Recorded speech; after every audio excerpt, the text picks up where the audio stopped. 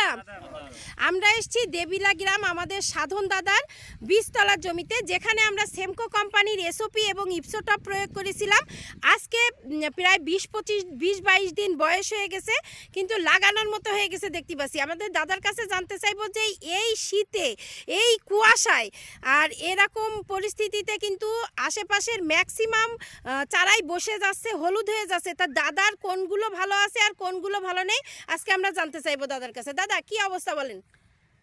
এই শীতে কুয়াশায় পাতো বসে গেছে, কিন্তু এই সেমকো কোম্পানির ওষুধ দেওয়া যে বেডটা, এই কোম্পানির ওষুধ দেওয়াতে ইপসোটপ আর এসওপি দেওয়াতে এই পাথর খোলা খুব সতেজ হয়েছে আর অন্য খোলা বসে গেছে।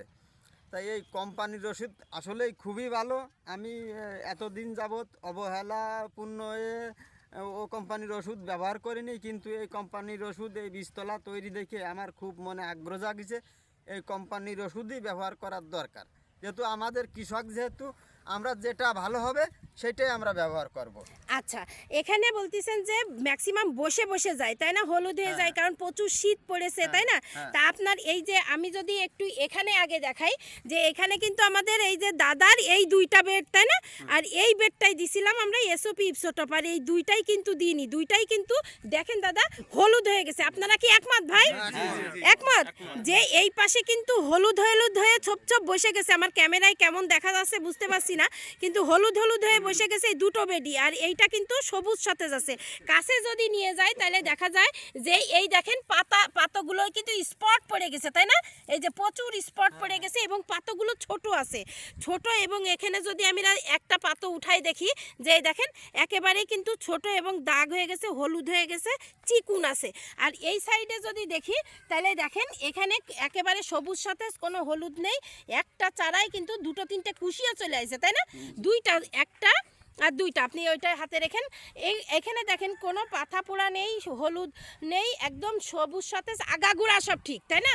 কোনো জায়গায় হলুদ নেই। আর এখানে কিন্তু সব খেয়ে বসে গেছে এই শীতে, তাই না দাদা?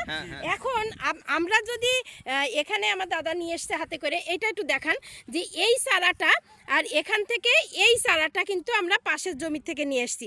এই দুটো ধরেন একসাথে, এই যে এই দুটোর ভিতরে পার্থক্য কি দাদা বলেন?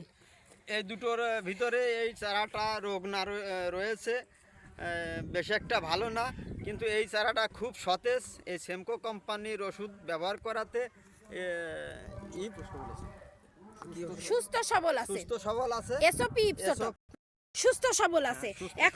এখন এই দুটার ভিতরে আর কি পার্থক্য দেখতে পাচ্ছেন আমরা যদি একটু, আপনি যদি একটু বলতেন দাদা। এই দুটার ভিতরে পার্থক্য আছে যে এইটা এখনই লাগাতে পারবো আমরা, জি এখনই লাগানো যাবে, কিন্তু এটা 1 সপ্তাহ পরে লাগানো যাবে, মানে দেরিতে লাগাতে হবে। দেরিতে লাগানো যাবে। এর ফলে আমরা মানে 2 দিন আগে লাগাতে পারলে দাম কমে আমরা লাগাতে পারবো, এবং 2 দিন আগে যদি ধান কাটা শুরু করতে পারি তাহলে আগে 100 টাকা কমে আমরা জন পাবো। জন পেয়ে আমরা কাটতে পারবো, খুব সুন্দর এবং ফলন বেশি বৃদ্ধি হবে, কিন্তু এটাই ফলন কম হবে। আচ্ছা, কারণ এটা একেবারে চিকুন হয়ে আছে, মাথাগুলো পুড়ে গেছে, মানে স্বাস্থ্য ভালো না। আর এটা সুস্থ সবল, এতে ফলন বেশি হবে বোঝাই যাচ্ছে। একটা কুশি আর এটা 3টা কুশি একই ধানে, তাহলে এইটাই হচ্ছে সেমকো কোম্পানির ওষুধের গুণ, অনেক ভালো এবং ইপসোটপের।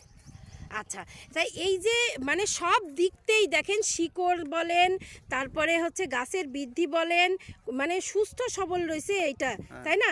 আর এই যে শীতে আবার কুয়াশায় এটা কি ধরা করেছে? এটা ধরা করে, এটা কিন্তু গরমকালের মতো মনে হচ্ছে, তাই না? আছে গরমকালের পাতা যেরকম বীজতলা যেরকম হয় ঠিক সেরকম বৃদ্ধি হয়েছে। তাহলে সব দিকতে কিন্তু এসওপি ইপসোটপ ব্যবহার করে আমরা উপকার পেলাম, তাই না ভাই? আমরা উপকার পাইছি না? আমাদের কি ব্যবহার করা যাবে ভাই? ব্যবহার করা যাবে। আচ্ছা, তাহলে আমরা এসওপি ইপসোটপ এটা হচ্ছে আমরা দিছিলাম কবে? যখন হচ্ছে 7 দিন বয়স থেকে আমরা দিছি। আর এরকম যদি ভালো মানে এই শীতে যদি ভালো বীজতলা পেতে চাই তাহলে কিন্তু আমাদের কি ব্যবহার করতে হবে? এসওপি এবং ইপসোটপ। তাই সবাই ভালো থাকবেন এবং সঙ্গে ম্যানসার ব্যবহার করতে হবে ওষুধ। আচ্ছা ঠিক আছে, ম্যানসারও ব্যবহার করবেন, স্প্রে, তাই তো? তা ভালো থাকবেন, সুস্থ থাকবেন, আদাব।